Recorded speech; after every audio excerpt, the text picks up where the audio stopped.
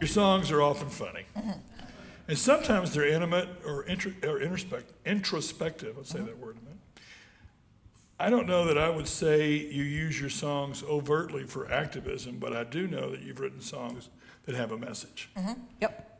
Tell us how that functions for you, and play us a song that was driven by a passionate feeling about some issue. Okay. I'm actually I'll do one that's more recent that has remained a little frightening for me, because I think of myself as an entertainer, and I started out in the bars in New England where your job is to entertain people, not to be, making your statement. And so I have that feeling. And this song, I wrote it in January 2017, around the time of the inauguration, when the world was getting very violent everywhere, and I was just feeling like my town, I didn't know everybody in it, I didn't know my neighbors very well, and Charlie had gone skiing, and I was feeling extremely vulnerable and wishing I'd gotten to know my neighbor better. And I play this song around the country, but it worries me to be divisive as an entertainer. The entertainer part of me wants all of you to feel included in it. The artist in me wants to say something. And for me, this is a constant problem in my life, confusion for me, that I want everyone to feel like they're part of this room, and yet I want to be able to say something that might be divisive, and that's always been an issue. When I did songs about women's issues, I remember they stopped coming to see me. A guy in Dallas picked up a CD one day, and he said, "Oh, I can't stop to see you then, because you went through your feminazi period." And I thought, I didn't even know I had the feminazi period, and that I'd lost a lot of people because I thought I was just talking about, but I would do songs about women's body image issues when I was in my 30s, because it was such a big issue for me. I had anorexia myself, so I did an entire show about it.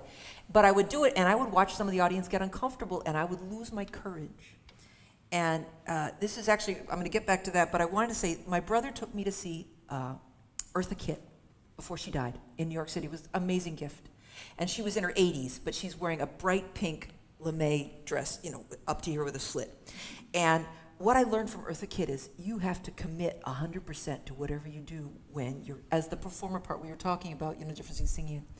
And so, but that's like a life lesson for me. I have to continually learn to commit 100% and not to worry that I might be upsetting somebody, So this song, I wrote it out of a great sense of just needing to feel like I had a sense of community.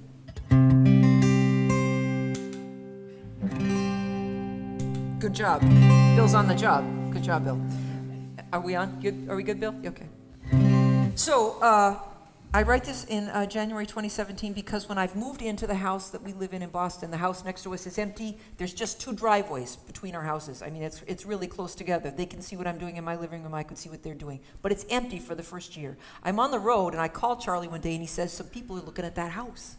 Oh, yeah, they're both divorced. They've recently got together as a couple, and between them, they have 5 teenagers.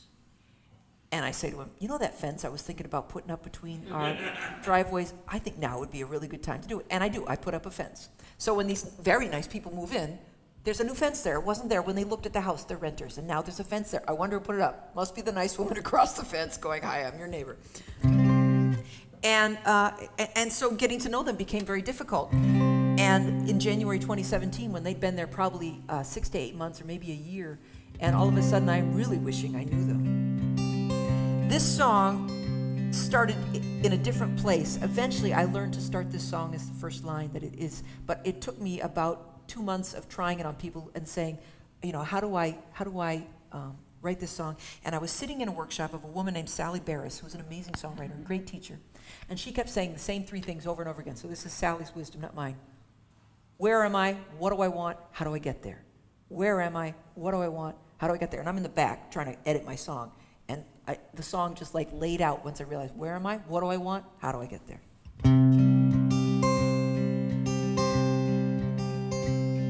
When the neighbors first moved in, I'm the one who built the fence. And I'm the kind who can hold out her hand if I know my line of defense. We are living in interesting times,